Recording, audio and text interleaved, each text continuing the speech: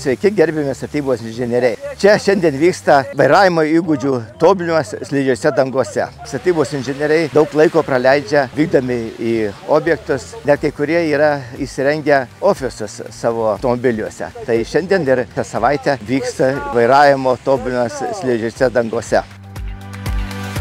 Ir visą laiką yra klausimas, ar mes didžiuojame savo profesiją ar ne. Man visi ir aš pats galiu pasakyti, mes labai didžiuojamės. Tikimės, kad greitai atsiras inžinieriaus vardas arba prieš vardą inž parašytas su pasididžiavimu.